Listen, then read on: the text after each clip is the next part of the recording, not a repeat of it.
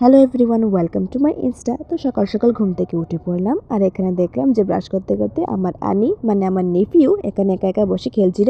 তো ওর সাথে কতক্ষণ খেলা করলাম, তারপর আমি মুখ টুক ধুয়ে এখানে বসে পড়লাম চিলি চিকেন বানানোর জন্য। তো প্রথমে আমি মাংসগুলিকে ম্যারিনেট করে দিলাম, কর্নফ্লাওয়ার, ময়দা, ডিম, যা যা লাগে।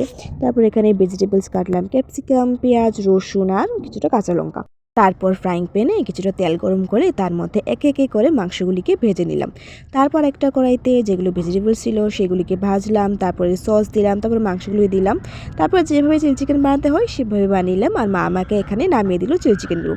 তারপর তো আমি রেডি হয়ে গেলাম চিলি চিকেন বানিয়ে মাসির বাড়িতে যাব। বেসিক্যালি এটা আমার মাসির জন্যই বানিয়েছিলাম চিলি চিকেনটা, আমার মাসির বাড়ির জিরানিয়া। তো এখন আমি ওদের বাড়িতে যাব, অটো করে যাব। তো এখানে তো মনে করো সবসময় ম্যাজিক দিয়ে যেতে হয়, কিন্তু আজকে আমি ভাগ্যিস অটো পেয়ে নিয়েছি। তো মাসির বাড়িতে গিয়ে মাসি আমাকে প্রথমে কেক খেতে দিল, আর তারপর বললো বোনকে নিয়ে আসতাম, আর এখানে বোনকে নিয়ে এসেছি স্কুল থেকে। তারপর আমরা দুজন মিলে একসাথে এখানে ভাত খেলাম। তারপর স্নান করতে হবে, মাসি বললো থাকার জন্য। তো ওদের বাড়িতে সেই দিন থেকেছিলাম আমি। গায়ে ভালো করে বডি লোশন দিয়ে আমরা দুজন উপরে গেলাম ছাদে ক্লে দিয়ে বোনের জন্য একটা ছোট্ট হেয়ারব্যান্ড বানিয়েছিলাম, ওর খুব পছন্দ হয়েছিল, আর আমারও ক্রাফট করতে খুব ভালো লাগে। তারপর রাত্রেবেলা আমরা গেলাম চাট খাওয়ার জন্য, গরম গরম শীতের মধ্যে চাট খেয়ে তারপর আমরা বাড়ি এলাম, আর খিচুড়ি খেয়ে ঘুমিয়ে পড়লাম। টাটা।